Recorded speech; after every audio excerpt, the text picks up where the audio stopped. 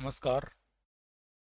हिंदुस्तान के सबसे बड़े डिजिटल प्लेटफॉर्म अनअकैडमी पर आपका हार्दिक स्वागत है।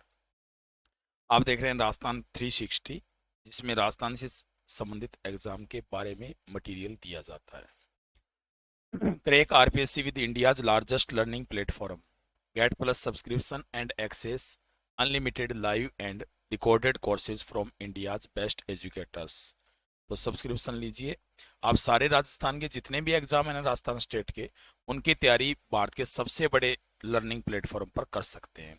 तो इसके लिए आपको प्लस सब्सक्रिप्शन लेना होगा, और जिससे आप लाइव और रिकॉर्डेड कोर्सेज है ना, वो इंडिया के बेस्ट एजुकेटर्स के देख पाएंगे।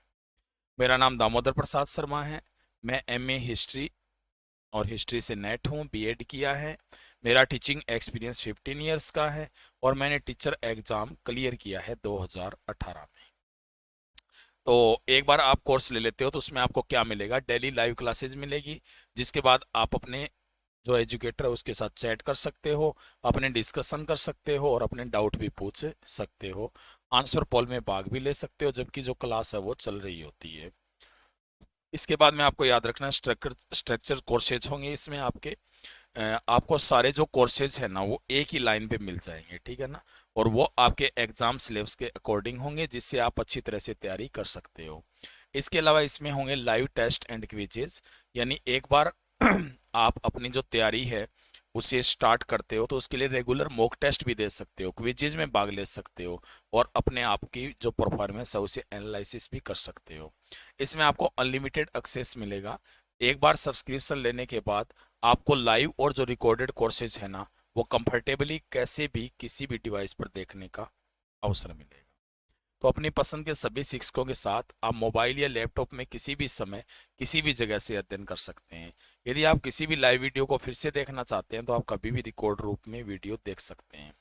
सभी कक्षाओं के बाद क्लास नोट्स दिए जाते हैं। प्रत्येक चौथी क्लास एक डाउट क्लियरिंग सत्र होता है, जिसमें चल रहे विषयों से संबंधित आपके सभी डाउट्स को दूर किया जाएगा, ठीक है ना। तो इसमें आपको क्या क्या मिलेगा? Free plan by Unacademy, 500 plus free live classes every week with live doubt clearing, weekly free mock test होंगे, free live quiz with 20,000 plus question होंगे, daily T20 free live quiz होंगे, जिसमें 20 क्वेश्चन आपको 20 मिनट में करने पड़ते हैं। ACF free revision camp भी चल रहा है, जिसमें सारे सब्जेक्ट है। मॉडर्न हिस्ट्री है, इंडियन आर्ट एंड कल्चर है, राजस्थान हिस्ट्री है, इंडियन जियोग्राफी है, इंडियन एंड राजस्थान इकोनॉमी है, साइंस है, राजस्थान जियोग्राफी है, राजस्थान आर्ट एंड कल्चर है, इंग्लिश है, करंट अफेयर्स है। तो अभी आप ज्वाइन कीजिए ultimate 25 days free revision camp को। Daily guidance from top educator से मिलेगी, revision with theory and live MCQ practice मिलेगी, लाइव डाउट क्लियरिंग मिलेगा, लैंग्वेज हिंदी होगी, ऑल सब्जेक्ट्स रिकवर्ड होंगे, मतलब कवर होंगे, ठीक है। तो अभी आप अनअकैडमी ऐप डाउनलोड कीजिए, और मेरा जो कोड है DPS10, वो फ्री प्लान लेने के लिए अनलॉक कीजिए। तो आपको यही करना है कि जो प्ले स्टोर है उसमें जाना है, उसमें अनअकैडमी लर्निंग ऐप डाउनलोड करना है। बाकी जो सिचुएशन आपको धीरे धीरे मिलती जाएगी सारी चीज़ें कि कैसे आप कोर्स खरीद सकते हैं। लेकिन फ्री क्लास और प्लस क्लासेज में फ़र्क होता है। फ्री क्लास में आपको सिर्फ लिमिटेड सिलेबस कवर होता है, जबकि कंप्लीट जो सिलेबस कवर होता है प्लस क्लासेज में। ओकेजनल प्रैक्टिस टेस्ट होंगे आपके फ्री क्लास में, लेकिन अनलिमिटेड प्रैक्टिस टेस्ट होंगे आपके प्लस क्लास में। ओकेजनल पीडीएफ या नोट्स मिलेंगे आपको फ्री क्लास में, लेकिन अनलिमिटेड पीडीएफ या नोट्स मिलेंगे आपको प्लस क्लास में। लिमिटेड डाउट सॉल्यूशन होंगे आपके फ्री क्लास में, लेकिन सारे डाउट सॉल्यूशन किए जाएंगे टॉप एजुकेटर के द्वारा प्लस क्लास में। तो जल्दी कीजिए, अभी आप सब्सक्रिप्शन ले सकते हैं। तो इसके लिए कई प्लान है, 1 मंथ का, 3 मंथ का, 6 मंथ का, 12 मंथ का। 12 मंथ का बता देता हूँ। जैसे 12 मंथ का जो प्लान है, इसमें आपको 7,000 रुपीज़ देने होंगे, लेकिन यदि आप मेरा रेफरल कोड प्रयोग में लाते हो DPS10, तो ये कोर्स आपको पड़ेगा 6,300 रुपीज़ में, यानी 10% का आपको डिस्काउंट मिलेगा यदि आप मेरा कोड DPS10 प्रयोग करते हो। फिर है 24 मंथ्स का, ठीक है ना। जो 24 मंथ्स का है वो 8,400 का है। वही बात, मेरा जो रेफरल कोड DPS10 यूज करोगे तो आपको मिलेगा 7,560 रुपीज़ में। अभी है ना, RPSC-RAS फाउंडेशन बैच चल रहा है, जो जिसका ड्यूरेशन 1 साल का है। 15 फरवरी से स्टार्ट हो चुका है ये, और जिसकी एंडिंग डेट है वो अगले साल 5 फरवरी है। तो जल्दी से इस कोर्स को ले लीजिए, और मैंने बताया छूट लेने के लिए वही कोड इस्तेमाल करना है DPS10, तो आपको 10% का डिस्काउंट मिल जाएगा। लंबी तैयारी आप RPS SI की करना चाहते हैं, क्योंकि भर्ती आ गई है, आपको पता है SI की, और अच्छी तरह से आप अनअकैडमी पर तैयारी कर पाओगे, जिसका ड्यूरेशन है 5 मंथ्स, और इसमें भी अच्छे अच्छे एजुकेटर्स आपको पढ़ाएंगे, सारी चीज़ें होंगी, टेस्ट होंगे, ठीक है ना, पूरी गाइडलाइन भी आपको दी जाएगी, कोई भी डाउट होगा आप वो भी आप पूछ सकते हो, ठीक है। तो इसलिए काफ़ी अच्छी चीज़ें हैं, और RPS SI का कोर्स तो अभी ले सकते हो आप, ठीक है। वही बात है, यदि आप मेरा कोड DPS10 यूज करोगे ना, तो आपको इसमें भी 10% डिस्काउंट मिलेगा। रीट क्लियर करने के लिए आपके पास आ गया रामबाण कोर्स। ये है बहुत ही क्रैश कोर्स है, साइंस मैथ्स का और साथ में सोशल स्टडी का। ये 15 फरवरी से स्टार्ट हो चुका है, और इसमें जो बड़े बड़े एजुकेटर हैं वो आपको पढ़ा रहे हैं, तो जल्दी से ये कोर्स ले सकते हैं। इसमें भी आपको मिलेगा 10% डिस्काउंट यदि आप मेरा कोड यूज करते हैं DPS10, ठीक है। तो इसमें आपको टॉप एजुकेटर से कंप्लीट गाइडेंस मिलेगी, रिवीजन एंड PDF नोट्स मिलेंगे, लाइव डाउट क्लियरिंग होगी, लैंग्वेज हिंदी होगी, साप्ताहिक क्विज फॉर प्रैक्टिस होंगे। इतना याद रखें कि 1 मार्च से जो RPSC कैटेगरी है उसके सब्सक्रिप्शन पर कोड डिस्काउंट 10% से बदलकर 5% होने जा रहा है। तो अभी 10% डिस्काउंट पाने के लिए कोड गेट RPSC10 का प्रयोग करें, जल्दी करें, ठीक है। तो कल की जो क्लास थी उसमें हमने किया था बौद्ध धर्म, स्टार्ट किया था, और बौद्ध धर्म उसमें हमने किया था पार्ट फर्स्ट। तो पीछे वाली क्लास है उसमें अपन पहुंच चुके थे, ये पार्ट सेकंड है, ठीक है ना, बौद्ध धर्म पार्ट सेकंड। पीछे वाली क्लास में हमारी चल रही थी बौद्ध धर्म की जो शिक्षाएं और सिद्धांत है ना, उनके बारे में हम अध्ययन कर रहे थे। मतलब बुद्ध के जीवन परिचय को तो पढ़ चुके थे, आगे जो उसके सिद्धांत वगैरह उनके बारे में हम अध्ययन कर रहे थे। तो बौद्ध धर्म की विशेषता मैंने कल भी बता दिया था, दोबारा बता देता हूँ। ये जो बौद्ध धर्म है ये क्या है, अनिश्वरवादी है। मैंने आपको बताया था कि जो महात्मा बुद्ध है वो ईश्वर के मुद्दे पर मौन रहे थे, यानी ईश्वर के मुद्दे पर ये कुछ नहीं बोले थे, चुप रहे थे। कौन? महात्मा बुद्ध। ये क्षणिकवादी है, यानी ऐसा कहता है कि ज्ञान है ना वो एक क्षण में प्राप्त हो जाता है, इसलिए क्षणिकवादी कहा गया है। ये अनात्मावादी है, यानी ये आत्मा में विश्वास नहीं करता है, आत्मा में विश्वास नहीं करता है। कौन सा धर्म? बौद्ध धर्म। पुनर्जन्म में विश्वास करता है, लेकिन पुनर्जन्म है ना वो आत्मा का नहीं होता है, बल्कि किसका होता है? कर्मों का होता है। पुनर्जन्म आत्मा का नहीं और किसका होता है? कर्मा का होता है, ऐसा बौद्ध धर्म कहता है। यह वर्ण व्यवस्था यज्ञ व कर्मकांड का विरोध करता है। वर्ण व्यवस्था यज्ञ और कर्मकांड का विरोध करता है। कौन सा धर्म? बौद्ध धर्म। ठीक है, जो वर्ण व्यवस्था थी ना वैदिक काल में उसका विरोध करता है, और कर्मकांडों का भी विरोध किया जाता है। किस धर्म में? बौद्ध धर्म। ये तो मैंने कल बता दिया था, अब बता देता हूँ।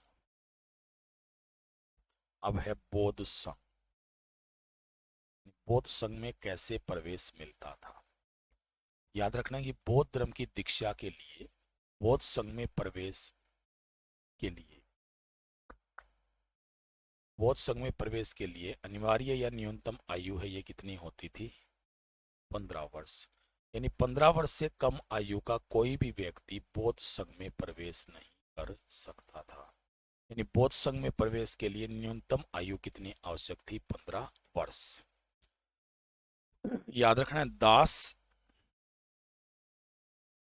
चोर, हत्यारों, रोगी, इनको प्रवेश नहीं दिया जाता था। यानी जो दास होते थे, चोर होते थे, हत्यारे होते थे, रोगी होते थे, इन्हें बौद्ध संघ में प्रवेश नहीं दिया जाता था, ठीक है ना। तो बौद्ध संघ के लिए न्यूनतम आयु कितने वर्ष अनिवार्य थी? 15 वर्ष थी। याद रखना, जो दास होते थे, चोर होते थे, हत्यारे थे, अन्य अपराधी थे, रोगी थे, इन्हें बौद्ध धर्म में प्रवेश नहीं दिया जा सकता था। समझ गए? अब बौद्ध शब्दावली आपको जरूर याद रखनी है, मैं समझा देता हूँ। बौद्ध शब्दावली, सबसे पहले आपके शब्द आता है उपसंपदा। कौन सा शब्द है? उपसंपदा। याद रखना कि बौद्ध धर्म की जो प्रविष्ट होने की प्रक्रिया है उसे क्या कहते थे? उपसंपदा। यानी किस किस प्रकार से बौद्ध संघ में प्रवेश करना है, क्या क्या प्रक्रिया की जानी है, और इसी प्रक्रिया को क्या कहते थे? उपसंपदा कहा जाता। फिर थी प्रवज्या, और प्रवज्या है ना ये कहते थे बौद्ध धर्म की दीक्षा को। यानी बौद्ध धर्म की जो दीक्षा ग्रहण की जाती थी उसे क्या कहा जाता था? प्रव्रज्या कहा जाता था। अगला जो शब्द है वो है छामणेर। इसे श्रमण भी कहते हैं। छामणेर या क्या कहते हैं? श्रमण। और छामणेर या श्रमण है ना, ये किसे कहा जाता था? बौद्ध भिक्षु को कहते थे। किसको कहते थे? बौद्ध भिक्षु को छामणेर या श्रमण कहा जाता था। इसके बाद में अगला शब्द है उपासक। कौन सा है? उपासक। उपासक किसे कहते थे? गृहस्थ जीवन में रहने वाले जो बौद्ध धर्म के अनुयायी थे उन्हें क्या कहा जाता था? उपासक कहते थे। यानी कई, अब जैसे बौद्ध भिक्षु है ना, जो बाहर मतलब संन्यास ग्रहण करके बौद्ध धर्म ग्रहण करते थे, मतलब कहने मतलब घर में नहीं रहते थे, तो उन्हें तो क्या कहते थे? छामणेर या शर्मा। लेकिन ऐसे बौद्ध धर्म के अनुयायी जो कहाँ रहते थे? गृहस्थ जीवन में, इन्हें क्या कहते थे? उपासक कहते थे। यानी गृहस्थ जीवन में रहने वाले जो बौद्ध धर्म के अनुयायी उन्हें क्या कहा जाता था? उपासक कहा जाता था। पूछा जाए नती क्या होती थी, तो जो नती है ये कहते थे बौद्ध धर्म की प्रस्तावना को। जो बौद्ध धर्म की प्रस्तावना है उसे क्या कहा जाता था? नती कहा जाता था। ठीक है। आसन प्रज्ञापक, सही शब्द लिख देता हूं।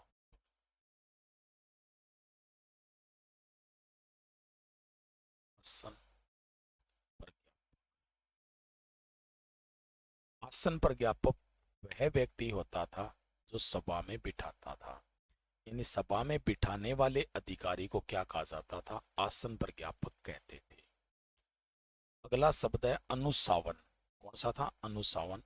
ये प्रस्तावना के पाठ को कहते थे। यानी जो नती है वो तो क्या थी? प्रस्तावना थी। और प्रस्तावना के पाठ को क्या कहते थे? अनुसावन कहते थे। ठीक है। अगला है फिर उपोषद। उपोषद किसे कहते थे? फिर पखवाड़े की जो सभा होती थी उसमें जो अपराध की स्वीकृति होती थी उसे ही क्या कहते थे? उपोषद कहते थे। फिर है परवारणा। परवारणा क्या है कि वार्षिक सभा में जो अपराध की स्वीकृति होती थी उसे क्या कहते थे? परवारणा कहते थे। और ये जो परवारणा है ने कब होती थी? वर्षा काल के अंत में। कब होती थी? वर्षा काल के अंत में परवारणा होती थी। अगला जो शब्द है वो क्या है? पातिमोक्ष। कौन सा है? पातिमोक्ष है। पातिमोक्ष किसे कहते थे? बौद्ध सभा में जो विधि नियमों की चर्चा होती थी उसे क्या कहा जाता था? पातिमोक्ष। यानी बौद्ध सभा होती थी उसमें जो विधि नियम होते थे उनकी चर्चा को क्या कहा जाता था? पातिमोक्ष कहते थे। उसके बाद में कंथीन, ये कभी गलत लिख रखा है। कंथीन।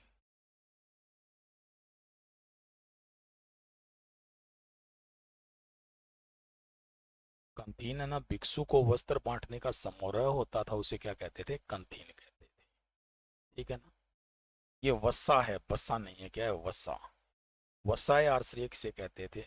वर्षा काल के दौरान जो समाधि की अवस्था होती थी उसे क्या कहते थे? वसा या आश्रय। याद रखना है कि वर्षा काल के 4 महीनों के दौरान बुद्ध और जो उनके शिष्य थे वो उपदेश नहीं देते थे।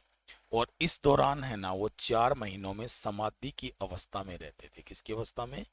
मैंने बताया था ना, विहारों में जाते थे, समाधि की अवस्था में रहते थे, और उसे क्या कहते थे? वसा या आश्रय कहा जाता था। ठीक है। तो ये जो शब्द हैं ये आपको याद रखने, तो मैं दोबारा बता रहा हूँ।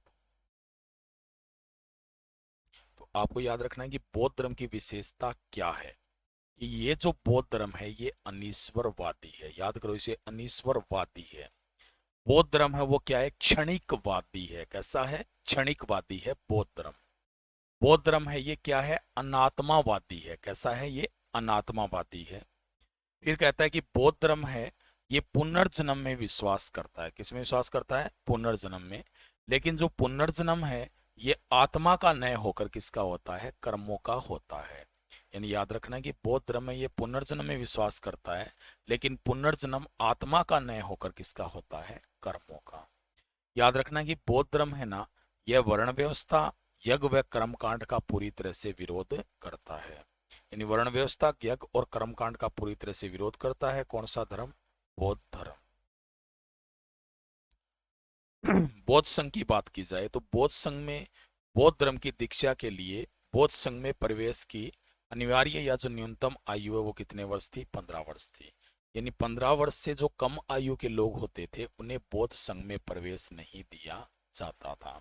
यानी बौद्ध संघ में मैंने पहले ही बताया था वैसे तो कि स्त्रियों को भी प्रवेश नहीं दिया जाता था, लेकिन बाद में बुद्ध ने उन्हें प्रवेश दे दिया था।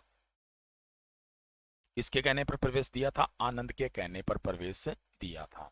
ठीक है, लेकिन यहाँ पर यह चीज जरूर याद रखनी है, 15 वर्ष से कम आयु के लोगों को बौद्ध धर्म में प्रवेश नहीं दिया जाता था। संघ में जो दास, अपराधी, चोर, हत्यारे या रोगी थे ना, उन्हें भी बौद्ध संघ में प्रवेश नहीं दिया जाता था। आपको शब्दावली याद रखनी है। उपसंपदा, उपसंपदा किसे कहते थे, बौद्ध धर्म में जो प्रविष्ट होने की प्रक्रिया है उसे क्या कहते थे, उपसंपदा कहा जाता था। यानी बौद्ध धर्म में प्रविष्ट होने की क्रिया को क्या कहते थे, उपसंपदा कहते थे। प्रवज्जा किसे कहते थे, प्रवज्जा थी बौद्ध धर्म की जो दीक्षा है, दीक्षा समझ गए ना, जो शिक्षा होती थी उसे क्या कहा जाता था, प्रवज्जा कहते थे। अगला शब्द है क्षामणेर या श्रमण। क्षामणेर या श्रमण है, ये बौद्ध भिक्षुओं को कहा जाता था। किसको कहते थे, बौद्ध भिक्षु को, यानी बौद्ध भिक्षु को कहते थे क्षामणेर या श्रमण कहते थे। इसके बाद में है उपासक। दरअसल जो उपासक है ये गृहस्थ जीवन में रहने वाले बौद्ध धर्म के अनुयायियों को क्या कहते थे, उपासक कहा जाता था। यानी गृहस्थ जीवन में जो रहते थे बौद्ध धर्म के अनुयायी उन्हें क्या कहते थे, उपासक कहते थे। अगला जो शब्द है वो है नति। नति किसे कहा जाता था, तो याद रखना कि बौद्ध सभा की जो प्रस्तावना होती थी ना उसे ही क्या कहते थे, नति कहते थे। यानी बौद्ध सभा की प्रस्तावना को क्या कहा जाता था, नति कहा जाता था। अगला शब्द है आसन प्रज्ञापक। आसन प्रज्ञापक क्या होता था, सभा में बिठाने वाले अधिकारी को क्या कहते थे, आसन प्रज्ञापक। अनुशासन क्या होता था, प्रस्तावना का पाठ। उपोषद क्या होता था, पखवाड़े की सभा में अपराध की स्वीकृति करने वाला। परवारणा क्या होता था, परवारणा ये वार्षिक सभा में अपराध की स्वीकृति, और ये होती थी वर्षा काल के अंत में। कब होती थी, वर्षा काल के अंत में। पातिमोक्ष किसे कहते थे, जो बौद्ध सभा है ना उसमें विधि नियमों की चर्चा को क्या कहा जाता था, पातिमोक्ष कहा जाता था। अगला शब्द है कंथीन। कंथीन क्या होता था, जो बौद्ध भिक्षु थे ना उन्हें वस्त्र बांटने का जो समारोह है उसे क्या कहते थे, कंथीन कहते थे।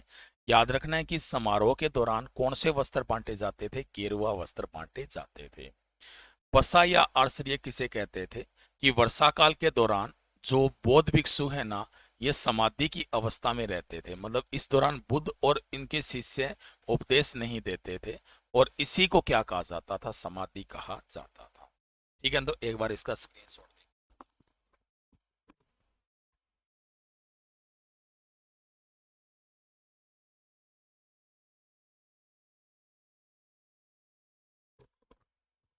आगे चलते हैं अपन। ठीक है, इसके बाद में अपन पढ़ते हैं बौद्ध संगीतियां। ये बहुत ही इंपॉर्टेंट है, बौद्ध संगीतियां। ठीक है, ध्यान रखना है। बौद्ध संगीतियां, तो बौद्ध संगीतियां क्या होती थी, यानी बौद्ध धर्म की वे सभाएं होती थी जिनमें बौद्ध धर्म के संबंधी चर्चा की जाती थी। यानी बौद्ध धर्म संबंधी क्या होती थी, चर्चा होती थी, और उन्हें ही क्या कहते थे, बौद्ध संगीतियां कहा जाता था। याद रखना है कि आज तक कुल बौद्ध संगीतियां हैं उन कितनी आयोजित हुई है, 4 हुई है। वे सभाएं जिनमें बौद्ध धर्म के लिए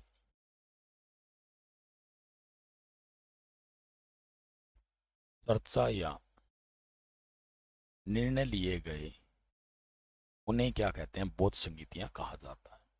तो पूछा जाए कि कुल बौद्ध संगीतियां कितनी आयोजित हुई है, आज तक 4 आयोजित हुई है। कितनी हुई है, 4। सबसे पहले है प्रथम बौद्ध संगीति। प्रथम बौद्ध संगीति, ये जो बौद्ध संगीति है इसका आयोजन हुआ था 483 ईसा पूर्व में। कब आयोजित हुई थी, 483 ईसा पूर्व में। इसका जो स्थान था वो था सप्तपर्णी गुफा। कौन सी गुफा थी, सही लिख देता हूं मैं थोड़ा सा, सप्तपर्णी गुफा। सप्तपर्णी गुफा कहाँ पे है, राजगृह बिहार में। ठीक है, तो ये इसका स्थान था। इसके जो अध्यक्ष थे वो कौन थे? पूर्ण महाकश्यप थे। कौन थे?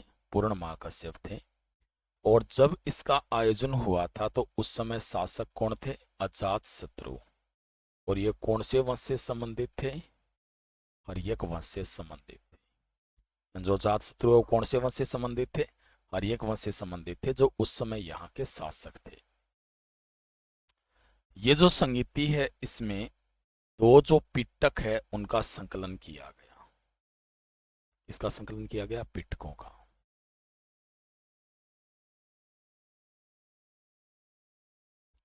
याद रखना कि पिटक है ना, ये बौद्ध धर्म के सबसे महत्वपूर्ण ग्रंथ है। पिटक क्या कहलाते हैं? बौद्ध धर्म के सबसे महत्वपूर्ण ग्रंथ होते हैं। और पिटक का अर्थ क्या होता है? टोकरी होता है। पिटक का अर्थ क्या होता है? टोकरी। तो ये कह सकते हैं कि बौद्ध धर्म के बहुत ही महत्वपूर्ण ग्रंथ हैं। और पिटक का अर्थ क्या होता है? टोकरी होता है। ठीक है, याद रखना कि जो पिटक है, पिटक, इनकी संख्या कुल 3 है। संख्या कितनी है इनकी? कुल 3 है। पहला है सुत पिटक, दूसरा है विनय पिटक, और तीसरा है अभिधम पिटक। तो ये 3 पिटकों की संख्या है, सुत पिटक, विनय पिटक और अभिधम पिटक। ठीक है, आपको याद रखना है कि इनमें जो सुत पिटक है इसमें बौद्ध धर्म के क्या हैं? उपदेश हैं। और विनय पिटक है उसमें बौद्ध धर्म के क्या हैं? नियम हैं। और अभिधम पिटक है उसमें बौद्ध धर्म की कौन सी व्याख्या है? दार्शनिक रूप से क्या की गई है? व्याख्या की गई है। किसमें? अभिधम पिटक में। ठीक है, तो ये 3 पिटक हैं, सुत पिटक, विनय पिटक और अभिधम पिटक। इस संहिता में अपने को 2 ही पढ़ने हैं क्योंकि 2 ही पिटकों की रचना हुई थी। और पिटक का अर्थ क्या होता है? टोकरी, यानी ऐसी चीज जिसमें सारी चीजें समाहित हो। ठीक है ना, इसीलिए इसका नाम क्या रखा गया? पिटक रखा गया। सबसे पहले सुत पिटक की बात करते हैं। जो सुत पिटक है उसका संकलन किसने किया था? आनंद ने किया। यानी आपसे पूछा जाए कि सुत पिटक का संकलन किसने किया, और बहुत बार एग्जाम में आते हैं, ध्यान रख लेना। सुत पिटक, विनय पिटक और अभिधम पिटक बहुत इंपॉर्टेंट है।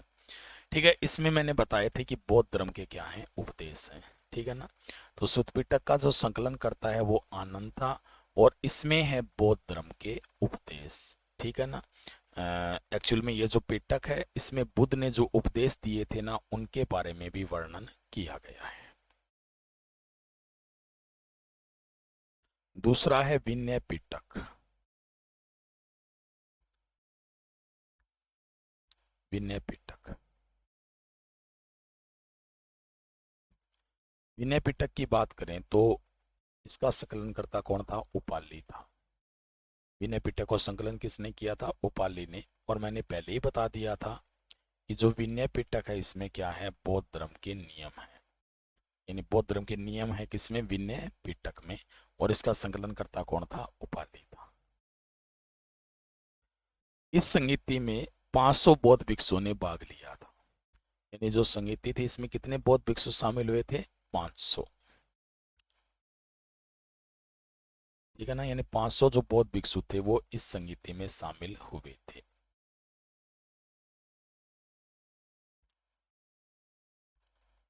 और इसीलिए इसे पंचसतिका कहा गया। क्या कहा गया था इसे? पंचसतिका।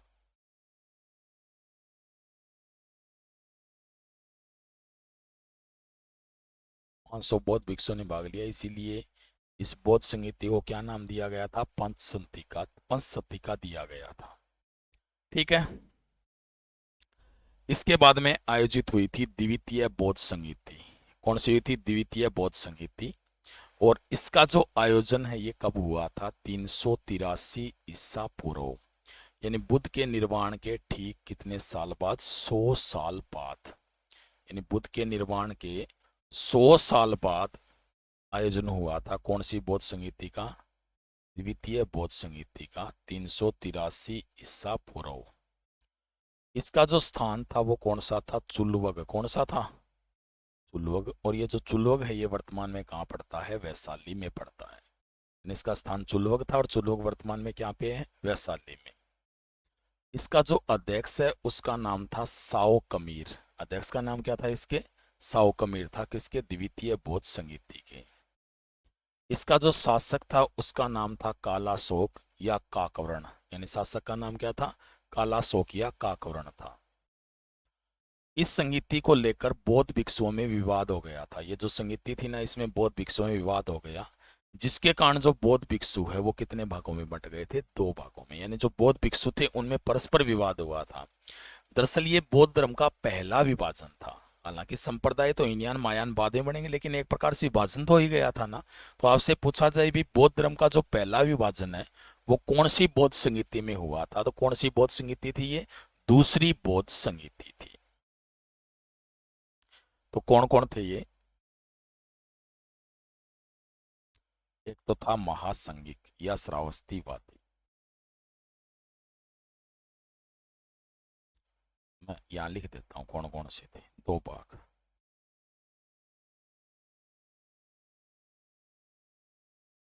एक तो था सतवीर या इसे क्या कहते हैं? थेरवादी। और इसके मुख्य कौन थे? महाकच्चायान। कौन थे? महाकच्चायान थे। ये जो स्थवीर है ना, ये पुराने नियमों पर ही चलना चाहते थे। जो पुराने नियम बनाए गए थे ना, उन पर ये चलना चाहते थे। ये कह रहे थे कि नए नियम लागू करने की कोई जरूरत नहीं है। ऐसा चाहते थे कौन? सतवीर या थेरवादी। जबकि जो दूसरे थे वो कौन थे? महासंघिक या श्रावस्तीवादी।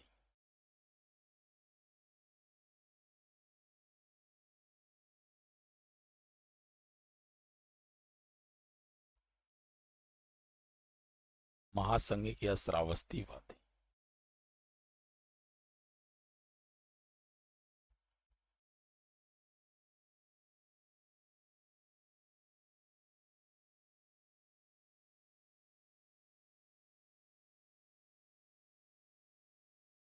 ठीक है, कौन थे दूसरे? महासंघिक या श्रावस्तीवादी। ये इनका प्रमुख कौन था? महाकश्यप। कौन था? महाकश्यप। ये कह रहे थे कि पुराने नियम तो चलने देते हैं, उनके साथ नए नियम भी लागू करेंगे। क्या करेंगे? नए नियम। जैसे कि मैंने आपको पिछले वीडियो में बताया था कि उसमें 10 सील बताए गए थे। एक ये था कि मद्यपान निषेध। इन्होंने कहा कि हम तो ताड़ी पियेंगे। ताड़ी है ना, दरअसल बिहार में बहुत ही प्रसिद्ध है ताड़ी। शराब की तरह ही होता है। हम तो ताड़ी पियेंगे, मतलब पूरा मद्यपान नहीं है, लेकिन क्या पियेंगे? हम ताड़ी पियेंगे, ऐसा इन्होंने कहा। दूसरा उसमें था कि दोपहर के बाद भोजन नहीं करना। इन्होंने कहा हम तो भोजन करेंगे। ठीक है। तीसरा था आभूषणों का त्याग। अब इन्होंने कहा कि हमें दान देगा ना कोई सोना चांदी तो हम तो लेंगे, ठीक है ना, आभूषणों का त्याग नहीं करेंगे। ठीक है। इसके बाद में अगला जो था वो ये था, ठीक है, इसमें यह भी था कि धन का संचय नहीं करना। तो इन्होंने कहा कि कुछ धन का संचय करेंगे। तो ये जो चीजें थी ना, ये नए तरीके से लागू करना चाहते थे। तो पहले तो क्या था? प्रतिबंध था। और श्रावस्तीवादी चाहते थे कि इन्हें थोड़ा सा अलग तरीके से लागू किया जाए। इन्होंने कहा कि मतलब पूरे तरीके से तो एक प्रकार से इनको नए हटाया जाए, मतलब पुराने नियमों को चलाया जाए, लेकिन उनको थोड़ा नए रूप में चलाया जाए। ठीक है, ये चाहते थे। और इसीलिए इनके कितने भाग बने थे? 2 भाग। ठीक है, याद रखना है कि जो महासंघिक थे उनका जो केंद्र था वो मगध था। कौन सा था? मगध। महासंघिकों के अंदर कौन सा था? मगध। जबकि जो श्रावस्तीवादी थे, श्रावस्तीवादी या महासंघी तो एक ही बात है, इनका जो केंद्र था वो कौन सा था? मगध था। जो थेरवादी थे उनका केंद्र कश्मीर था। कौन सा था? कश्मीर। ठीक है, इनका केंद्र कश्मीर था। तो ये बाद में क्या हुआ? कालांतर में जो थेरवादी थे, थेरवादी कालांतर में इनके 18 उप संप्रदाय बने थे। कितने बने थे? 18 उप संप्रदाय। इनमें जो 11 उप संप्रदाय है, 11 उप संप्रदाय, ये तो किसके बने थे? थेरवादियों के। और 7 उपसंप्रदाय बने थे श्रावस्तीवादियों के। ठीक है, तो 18 बने थे बाद में। ठीक है ना। तो थेरवादियों के तो कितने बने थे? 11। और श्रावस्तीवादियों के कितने बने थे? 7 बने थे। ठीक है, थेरवादी नहीं। और श्रावस्तीवादियों के कितने बने थे? 7 बने। ठीक है, तो ये थी दूसरी बौद्ध संगीति जिसमें बौद्ध धर्म में पहली बार विभाजन हुआ था। दोबारा बता देता हूं, आपको याद रखना है कि बौद्ध संगीतियां जिनकी संख्या कितनी थी? 4 थी। यानी आज तक कुल बौद्ध संगीतियां कितनी आयोजित हुई है? 4 आयोजित हुई है। प्रथम बौद्ध संगीति का आयोजन 483 ईसा पूर्व में हुआ था। और इसका जो स्थान है वो कौन सा था? सप्तपर्णी गुफा था, जो कहाँ पे है? राजगृह बिहार में। इसके जो अध्यक्ष थे वो कौन थे? पूरन महाकश्यप थे। और जिसने इसका आयोजन कराया वो शासक कौन था? अजात शत्रु। कौन से वंश का था? हर्यक वंश का। ये जो संगीति है इसमें बौद्ध धर्म के 2 पिटकों का संकलन किया गया था।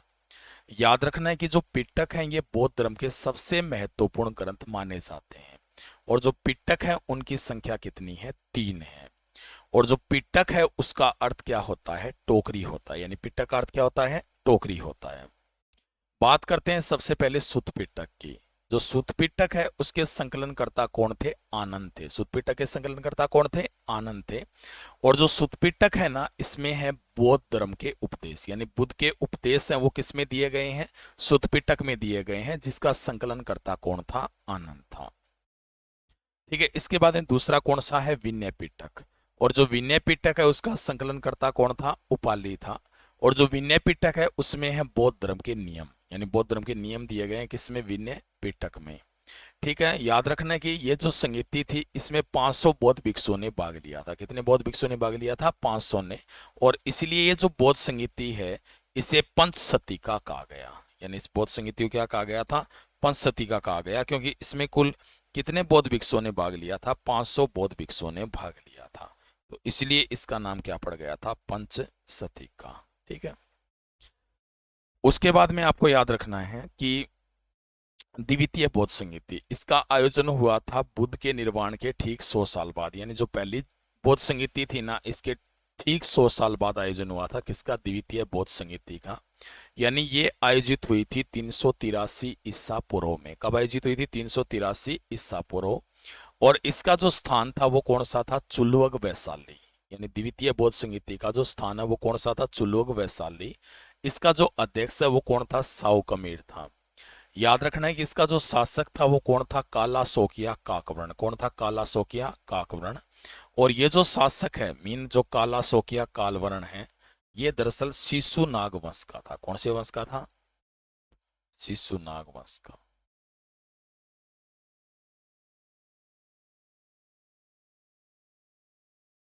ठीक है, शिशु नाग वंश का था। कौन? काला सोकिया काकवर्ण। इस संगीति को लेकर बौद्ध भिक्षुओं में विवाद हो गया, जिसके कारण 2 भाग हो गए। यानी बौद्ध धर्म को कितने भागों में बंट गया? 2 भागों में, क्योंकि ये जो संगीति थी ना इसे लेकर बौद्ध भिक्षुओं में आपस में विवाद हो चुका था। ठीक है ना। एक तो कौन थे? सतवीर या थेरवादी। ठीक है, इसका प्रमुख कौन था? महाकचायान था। ये चाहते थे कि पुराने नियम ही लागू रहे, यानी पुराने नियमों पर ही चलना चाहते थे। और दूसरे कौन थे? महासंघिक या श्रावस्तीवादी। और इनका जो मैन था वो कौन था? महाकश्यप। ये जो पुराने नियम है ना उनके साथ साथ नए नियमों को भी लागू करना चाहते थे। ये कह रहे थे कि नए नियमों को भी लागू किया जाना चाहिए। ऐसा कौन कह रहे थे? महासंघिक या श्रावस्तीवादी। जो सतवीर है उनका जो केंद्र है वो तो कश्मीर था। और महासंघिकों का मुख्य केंद्र कौन सा था? मगध था। ठीक है, कालांतर में क्या हुआ कि जो महासंघिक मीन श्रावस्तीवादी और साथ में जो थेरवादी है इनके 18 उपसंप्रदाय बने थे। कितने उपसंप्रदाय बने थे? 18। इनमें जो थेरवादी थे ना उनके तो 11 उपसंप्रदाय बने। और जो महासंघिक या श्रावस्तीवादी है उनके कितने बने थे? 7 बने थे। महासंघिक या श्रावस्तीवादियों के 7 बने थे और थेरवादियों के कितने बने थे? 11। ये होगी दूसरी। अब पढ़ते हैं अपन तृतीय बौद्ध संगीति। कौन सी है? तृतीय बौद्ध संगीति। और इसका आयोजन कब हुआ था? 251 ईसा पूर्व। स्थान कौन सा था? पाटलिपुत्र। शासक कौन था? अशोक। जो कौन से वंश का था? मौर्य वंश का। यानी शासक अशोक था जो कौन से वंश का था? मौर्य वंश का। इसका जो अध्यक्ष है वो कौन था? मोगलीपुत्तिस। यानी जो तृतीय बौद्ध संहिता है इसके जो अध्यक्ष थे वो कौन थे? मोगलीपुत्तिस थे। याद रखना कि ये जो संहिता थी इसमें बौद्ध धर्म के तीसरे पिटक का संकलन किया गया। जो बौद्ध धर्म का जो तीसरा पिटक है ना उसका संकलन किया गया था। कौन सी बौद्ध संहिता में? तृतीय में। मैंने पहले ही बताया था भी दो के संकलन है वो तो पहले ही में हो चुके थे। यानी जो दो पिटक थे उनके संकलन कहाँ हुए थे? प्रथम बौद्ध संहिता में हुए थे। लेकिन जो तीसरा पिटक है उसका जो संकलन है वो किया गया था कब? तीसरे पिटक का जो संकलन है वो हुआ था फिर कौन सी बौद्ध संहिता में? तीसरी बौद्ध संहिता में। यानी तीसरी बौद्ध संहिता में ही तीसरे पिटक का जो संकलन है वो किया गया था। ठीक है, ये याद रखना है। ठीक है, इसके बाद में आपको याद रखना है कि जो ये जो पिटक है उसका नाम क्या था? अभिधम पिटक। यानी इसमें जिसका संकलन किया गया था तीसरे पिटक का उसका नाम क्या था? अभिधम पिटक था। क्या नाम था? अभिधम पिटक। जो अभिधम पिटक है इसके मैन कौन थे? मोगलीपुत्तिस थे। कौन थे? मोगलीपुत्तिस इसके रचनाकार थे। इसके अध्यक्ष है ना यही थे ऐसे पुत्तिस। इसमें जो बौद्ध नियम है ना उनकी दार्शनिक व्याख्या की गई है। ये दरअसल कथावस्तु का भाग है। कथावस्तु भी कहते हैं उसे। मोगलीपुत्तिस ने इसे लिखी थी और उसका कथावस्तु जो पुस्तक है ना उसका भाग माना जाता है। कौन सा? अभिधम पिटक। ठीक है ना। तो अभिधम पिटक वो किसका संकलन है? कथावस्तु का भाग माना जाता है। और ये जो कथावस्तु है इसके रचनाकार कौन थे? मोगलीपुत्तिस। इसका मतलब अभिधम पिटक के संकलनकर्ता भी कौन माने जाएंगे? मोगलीपुत्तिस ही माने जाएंगे। ये जो संहिता थी इसमें बौद्ध नियमों को और कठोर बनाया गया था। जो बौद्ध नियम थे वो थोड़े कमजोर चल रहे थे ना, इन नियमों को फिर और कठोर बनाया गया। ठीक है ना। और कठोर बनाए जाने के कारण जो 60,000 बौद्ध भिक्षु थे, कितने? 60,000 बौद्ध भिक्षु। और ऐसा माना गया कि जो 60,000 बौद्ध भिक्षु हैं वो पथभ्रष्ट हो गए हैं। क्या हो गए हैं? पथभ्रष्ट। और पथभ्रष्ट होने के कारण इन्हें बौद्ध धर्म से निष्कासित कर दिया गया। यानी 60,000 बौद्ध भिक्षुओं को पथभ्रष्ट होने के कारण बौद्ध धर्म से निष्कासित किया गया। कौन सी बौद्ध संहिता में किया गया था? तृतीय बौद्ध संहिता में किया गया। ठीक है, याद रखना है कि अशोक है ना उसका लगभग वर्णन अपने को किस में मिलता है? उसके लेखों में। लेकिन इस संहिता का अशोक के लेखों में कोई वर्णन नहीं है। यानी जो तृतीय बौद्ध संहिता थी उसका वर्णन अशोक के लेखों में बिल्कुल भी नहीं है। याद रखना है कि बुद्ध घोष के ग्रंथ जिसका नाम था सामंत पासदिका,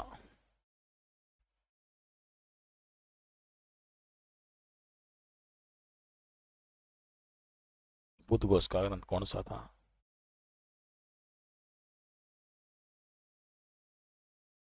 सामंत पासदिका। ये जो ग्रंथ है इसमें वर्णन मिलता है कौन सी संहिता का? तृतीय बौद्ध संहिता का। तो तृतीय बौद्ध संहिता का वर्णन किसमें है? सामंत पासादिका में मिलता है। और सामंत पासादिका है वो किसकी रचना है? बुद्ध घोष की रचना है। ठीक है, ये जो संहिता है इस पर थेरवादियों का प्रभाव था। किसका प्रभाव था? मैंने बताया था ना कि जो कौन सी बौद्ध संहिता थी? दूसरी बौद्ध संहिता थी। इसमें दो बंटे थे ना, थेरवादी और श्रावस्तीवादी बंटे थे। ठीक है ना। और उसमें जो थेरवादी या श्रावस्तीवादी की बात करते हैं तो इसमें जो प्रभाव था वो किसका था? थेरवादियों का ही प्रभाव था। ठीक है ना। यानी इस बौद्ध संहिता में किसका प्रभाव माना जाता है? थेरवादियों का प्रभाव था। तो ये थी कौन सी बौद्ध संहिता? तृतीय। तो आपको क्या क्या याद रखना है कि तृतीय बौद्ध संहिता का आयोजन कब हुआ था पूछा जाए तो कब हुआ था? 251 ईसा पूर्व। स्थान कौन सा था इसका? पाटलिपुत्र। शासक कौन था? अशोक। कौन से वंश का था? मौर्य वंश का। ठीक है, ये जो संहिता थी इसकी अध्यक्षता किसने की थी?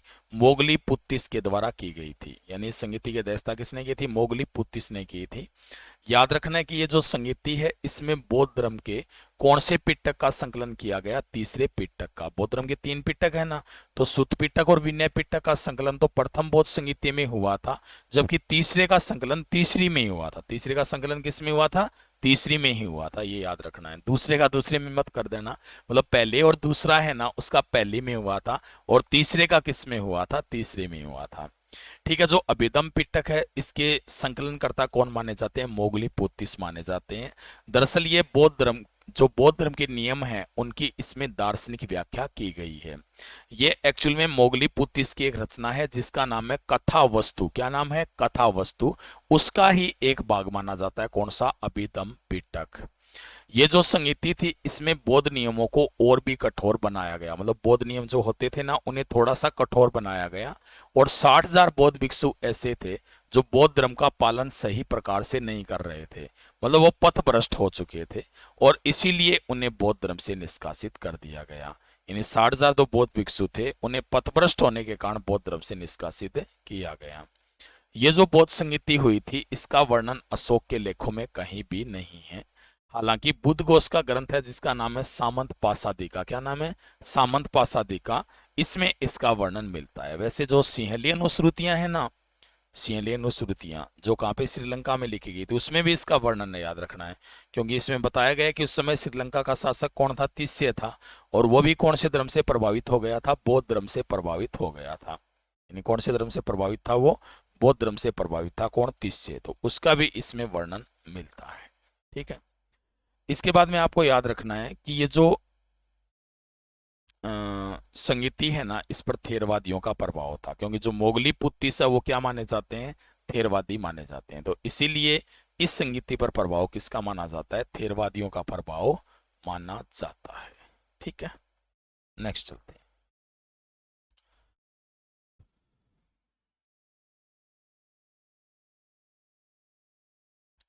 इसके बाद में है चतुर्थ बौद्ध संगीति। यह कब हुई थी, प्रथम शताब्दी में।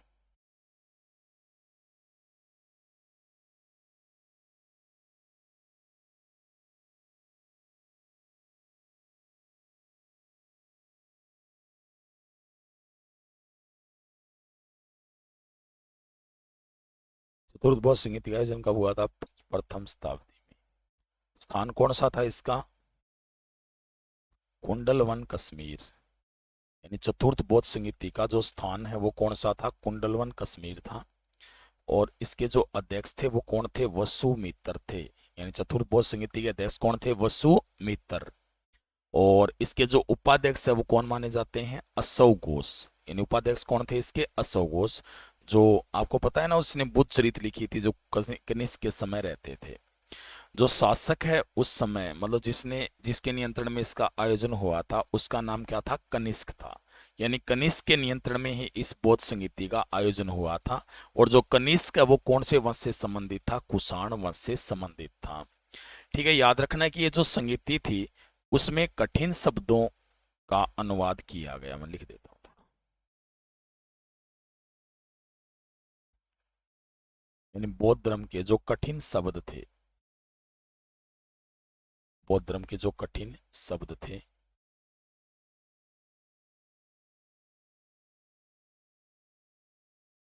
को संस्कृत में लिखा गया, किसमें, संस्कृत में।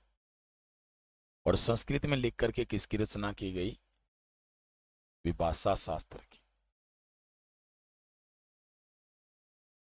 विभाषा शास्त्र की इसमें रचना की गई। ठीक है, कठिन शब्दों को संस्कृत भाषा में लिखा गया और किसकी रचना की गई, विभाषा शास्त्र की। यानी विभाषा शास्त्र के जो लेखक हैं वो कौन माने जाते हैं, वसुमित्र माने जाते हैं। ये जो बौद्ध संगीति थी इस पर प्रभाव था किसका, श्रावस्तीवादियों का। इसका प्रभाव था इस पे, श्रावस्तीवादी जो नए नियम चाहते थे ना उनका ज्यादा प्रभाव था। और इसीलिए क्या हुआ कि इसी संगीति में जो बौद्ध धर्म है वो कितने संप्रदायों में बंट गया था, 2 संप्रदायों में बंट गया। यानी यही ऐसी संगीति थी जिसमें बौद्ध धर्म कितने संप्रदायों में बंटा था, 2 संप्रदायों में। एक तो कौन सा था, हीनयान, वो कौन कहलाए थे, थेरवादी। जो थेरवादी थे उन्हें क्या कहा गया था? हीनयान।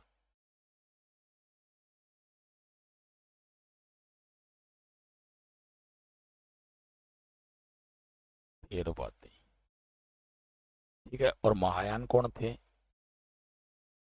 श्रावस्तीवादी। श्रावस्तीवादी कौन थे? महायान। ठीक है ना। तो इस तरह से दो भागों में ये बंट गया था। कौन सा धर्म? बौद्ध धर्म। दो संप्रदायों में बंटा था, हीनयान और महायान। एक दरअसल बौद्ध सभा और हुई थी। हर्षवर्धन ने क्या किया कि था कि 643 ईस्वी में कन्नौज में बौद्ध सभा का आयोजन करवाया।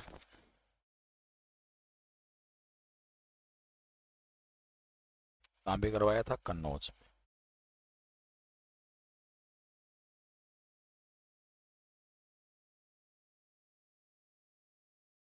कब करवाया था? 643 ईस्वी में। और इसके अध्यक्ष कौन थे? वेनसांग थे। कौन थे? वेनसांग। और इसे कहा जाता है पांचवी बौद्ध संगीति। क्या कहते हैं इसे? पांचवी बौद्ध संगीति के नाम से किसको जाना जाता है? जो हर्षवर्धन ने आयोजित कराई थी ना 643 ईस्वी में, तो इसे ही पांचवी बौद्ध संगीति के नाम से जाना जाता है। वैसे डायरेक्ट पूछा जाए ना कि कितनी बौद्ध संगीतियां हुई थी, तो ऐसा नहीं है कि आप ऐसे बोल दो कि बौद्ध संगीतियां कितनी आयोजित हुई थी। पांच, पांच नहीं 4 ही हुई थी। लेकिन पांचवी बौद्ध संगीति के नाम से किसे जाना जाता है? जो हर्षवर्धन ने 643 में कन्नौज में आयोजित करवाई थी। और इसकी जो अध्यक्षता है वो किसने की थी? वेनसांग ने की थी। दोबारा बता देता हूं, जो चतुर्थ बौद्ध संगीति है उसका आयोजन कब हुआ था? प्रथम शताब्दी में हुआ था। स्थान कौन सा था इसका? कुंडल वन, कश्मीर। यानी चतुर्थ बौद्ध संगीति का जो स्थान है वो कौन सा था? कुंडल वन, कश्मीर था। और जो चतुर्थ बौद्ध संगीति है इसके अध्यक्ष कौन थे? वसुमित्र। क्या नाम था? वसुमित्र थे। जबकि चतुर्थ बौद्ध संगीति के जो उपाध्यक्ष है वो कौन थे? असौ घोष थे। चतुर्थ बौद्ध संगीति के उपाध्यक्ष कौन थे? असौ घोष थे। चतुर्थ बौद्ध संगीति का जब आयोजन हुआ उस समय जो शासक थे वो कौन थे? कनिष्क थे। और कनिष्क ना ये कौन से वंश के शासक थे? कुषाण वंश के शासक थे। यानी जो कुषाण वंश के शासक है कनिष्क, वो उस समय शासक थे। ठीक है ना। जब ये आयोजित हुई थी कौन सी बौद्ध संगीति? चौथी बौद्ध संगीति। ठीक है। याद रखना कि ये जो संगीति थी इनमें जो कठिन शब्द हैं उनका संस्कृत में अनुवाद किया गया। किसमें किया गया था? संस्कृत में। और इसी दौरान किसकी रचना हुई थी? विभाषा शास्त्र की रचना हुई। किसकी रचना की गई थी? विभाषा शास्त्र की रचना की गई थी। और विभाषा शास्त्र के लेखक कौन माने जाते हैं? वसुमित्र हैं। विभाषा शास्त्र के लेखक कौन है? वसुमित्र ही माने जाते हैं। ठीक है। ये जो बौद्ध संगीति हुई थी इसमें जो बौद्ध धर्म है उसके कितने संप्रदाय बन गए थे? 2 संप्रदाय बने। यानी बौद्ध धर्म 2 संप्रदायों में बंट गया था। कौन सी बौद्ध संगीति में? चौथी बौद्ध संगीति में। ठीक है। दरअसल जो थेरवादी थे ना वो तो हीनयान कहलाए, और श्रावस्तीवादी थे उन्हें क्या कहा गया? महायान।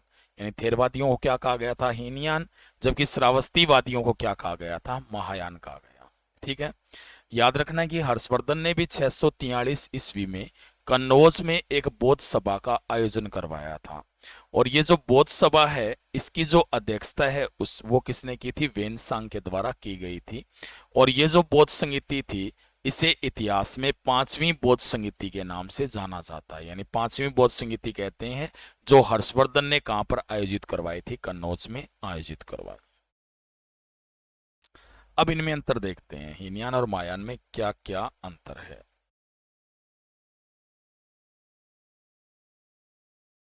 दोबारा देख रहा हूं।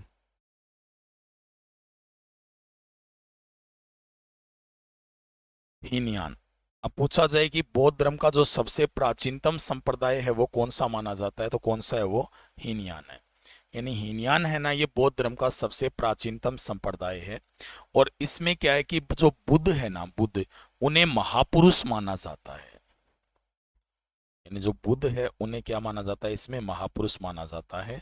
और ये मूर्ति पूजा का विरोध करता है। मूर्ति पूजा क्या करता है? विरोध। और इसे निम्न मार्गी कहते हैं। क्या कहते हैं इसे? निम्न मार्गी। ठीक है ना। बौद्ध धर्म का नवीनतम संप्रदाय है। महायान क्या है? बौद्ध धर्म का नवीनतम संप्रदाय। प्राचीनतम तो कौन सा है? हीनयान है। और नवीनतम कौन सा माना जाता है? महायान माना जाता है। और इसके जो प्रवर्तक हैं वो नागार्जुन थे। अब एक्चुअल में हीनयान तो पुराने समय से ही आ रहा था, ठीक है, तो इसलिए अपन इसका प्रवर्तक नहीं कह सकते। लेकिन जो महायान है ना, ये नया चला था और इसीलिए इसके प्रवर्तक कौन थे? नागार्जुन। दरअसल जो नागार्जुन है ना, इन्हें भारत के संत पोल कहते हैं। क्या कहते हैं? भारत के संत पोल। ये क्या करते हैं? जो बुद्ध है ना, उनको ईश्वर मान करके उनकी मूर्ति पूजा की गई। मूर्ति पूजा की गई थी। किसको ईश्वर मान के? बुद्ध को ईश्वर मान के। तो हीनयान वाले तो क्या करते हैं कि बुद्ध को केवल महापुरुष मानते हैं। महायान वाले क्या मानते हैं? बुद्ध को ईश्वर मानते हैं। और इसीलिए बुद्ध की मूर्ति पूजा कौन से करते हैं? महायानी करते हैं, हीनयानी नहीं करते। क्योंकि जो ईश्वर मानेगा वही तो उपासना करेगा। तो इसीलिए जो मूर्ति पूजा है वो किसके द्वारा की जाती है? यहाँ पे किसके द्वारा की जाती है? महायानियों के द्वारा। मतलब किसके द्वारा की जाती है? महायानियों के द्वारा। जो हीनयान है उसमें व्यक्ति केवल अपने निर्वाण के बारे में सोचता है, दूसरे के निर्वाण के बारे में व्यक्ति नहीं सोचता है। इन्हें अरहत कहते हैं, ठीक है। अरहत का मतलब क्या है? कि अरहत का मतलब यह है कि उसे पुनर्जन्म नहीं लेना है। अब कारण यह है क्योंकि उसका कल्याण हो चुका है, ठीक है, तो इसलिए अपने निर्वाण के बारे में सोचेगा कौन? व्यक्ति, ठीक है। किसमें? हीनयान में। जबकि जो महायान है ना, महायान दरअसल ये याद रखना है कि स्वयं के निर्माण के साथ साथ दूसरे के निर्माण के बारे में भी सोचता है। और इसीलिए इन्हें बोधिस्तव कहा जाता है। तो बोधिस्तव का मतलब क्या है? कि जो महायान है वो दरअसल चाहता है कि वो एक बार निर्माण प्राप्त कर लिया है तो मैं किसी दूसरे का कल्याण करूं, और इसलिए वो दूसरा जन्म भी लेने की सोचता है, ठीक है। जबकि हीनयान वाला ऐसा नहीं सोचता। और इसीलिए जो महायान है इसे अपन कह सकते हैं कि ये उच्च मार्गी है। क्या है? उच्च मार्गी। मायान को क्या कह सकते हैं अपन? उच्च मार्गी है। जबकि जो हीनयान है वो कैसा माना जाता है? निम्न मार्गी माना जाता है, ठीक है। याद रखना कि बुद्ध है ना, वो संभवतः प्रथम मानव थे जिनकी मूर्ति पूजा की गई थी। यानी आपसे पूछा जाए कि सबसे पहले मूर्ति पूजा किसकी की गई थी, तो बुद्ध की ही की गई थी, ऐसा माना जाता है। यानी संभवतः प्रथम पुरुष जिनकी मूर्ति पूजा की गई वो कौन थे? महात्मा बुद्ध थे। तो ये देख लो, इसको एक बार स्क्रीनशॉट ले लो।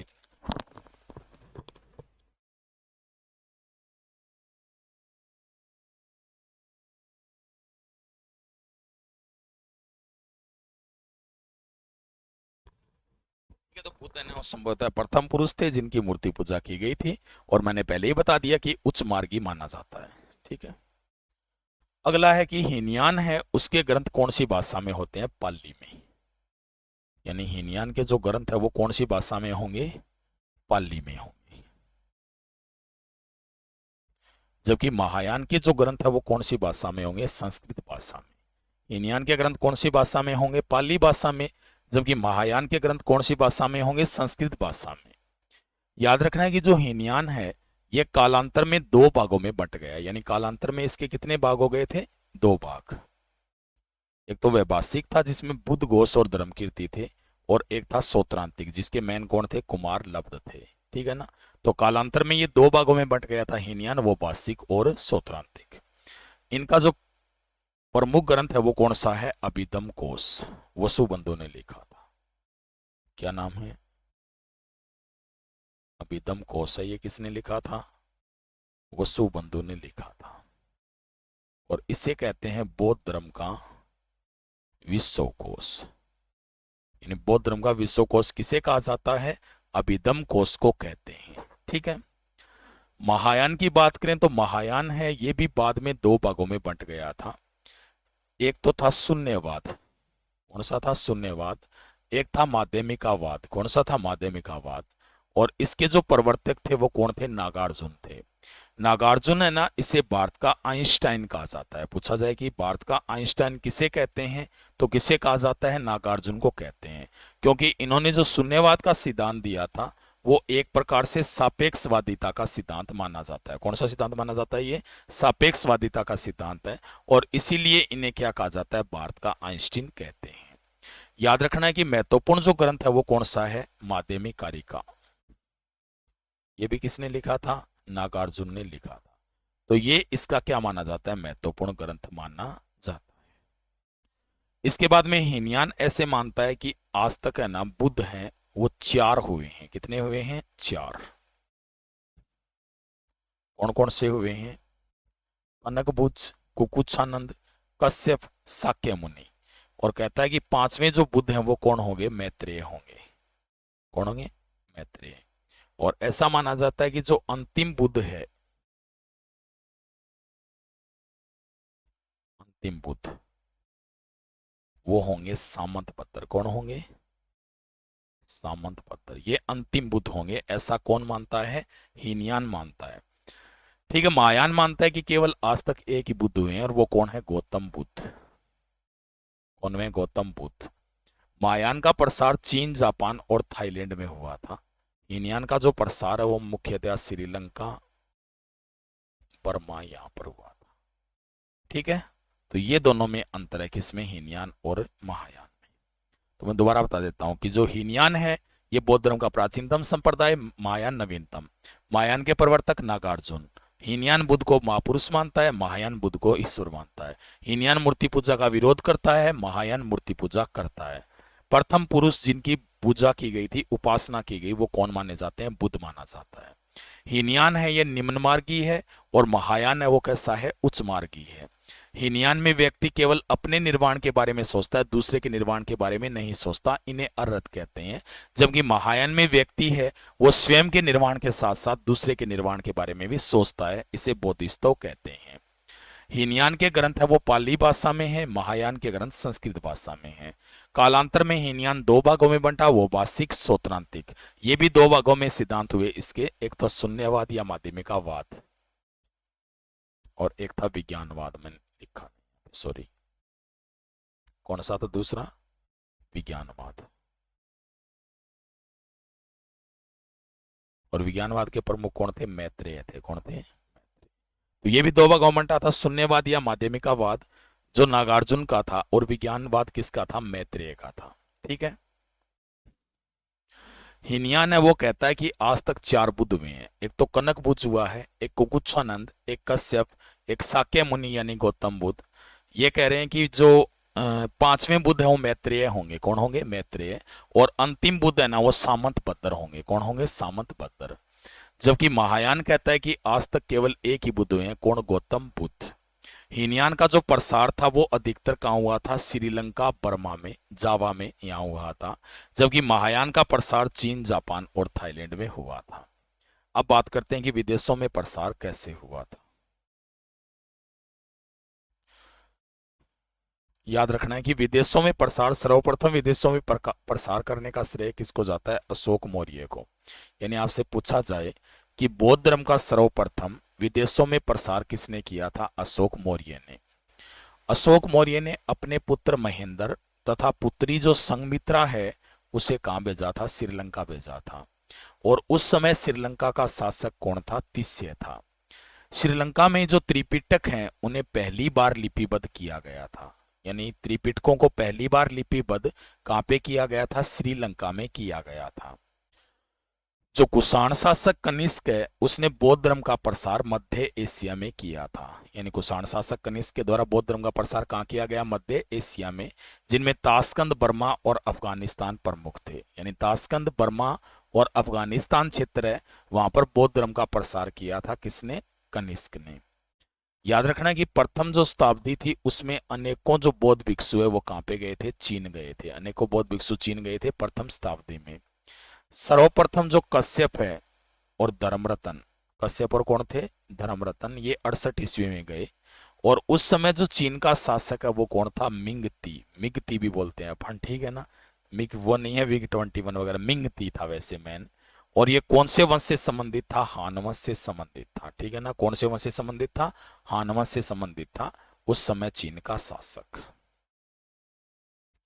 मिंगती ने इनके लिए एक विहार बनाया था जिसे श्वेताश्व विहार कहते हैं। ठीक है, तिब्बत में पूछा जाए कि तिब्बत में किसने प्रसार किया? तिब्बत ने नहीं है, में है ये। यानी आपसे पूछा जाए भी तिब्बत में प्रसार किसने किया था, तो तिब्बत में प्रसार किसने किया था? शांति रक्षित ने किया। किसने किया था? शांति रक्षित ने। शांति रक्षित है ना, ये तिब्बत का प्रधान पुरोहित बनाया गया।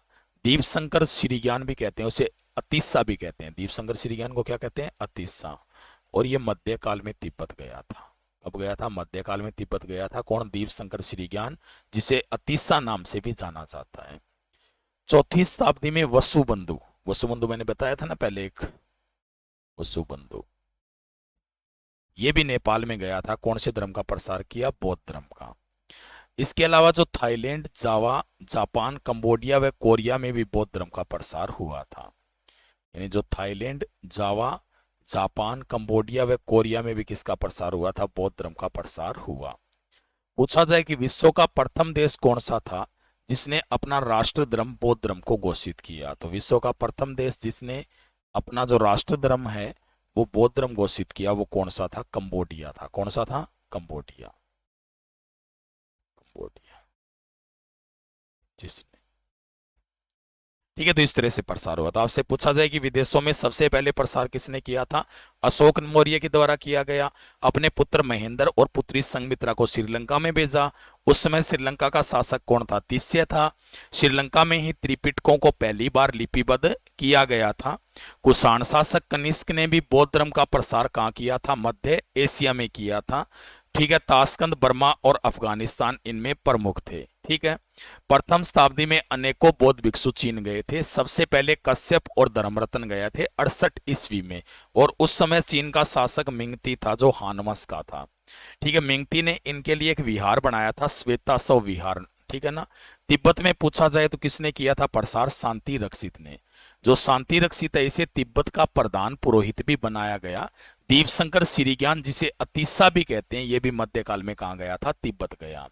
चौथी शताब्दी में जो वसुबंधु है उसने नेपाल में बौद्ध धर्म का प्रसार किया। नेपाल में बौद्ध धर्म का प्रसार किसने किया था? वसुबंधु के द्वारा किया गया, चौथी शताब्दी में। इसके अलावा थाईलैंड, जावा, जापान, कंबोडिया व कोरिया में भी बौद्ध धर्म का प्रसार हुआ था।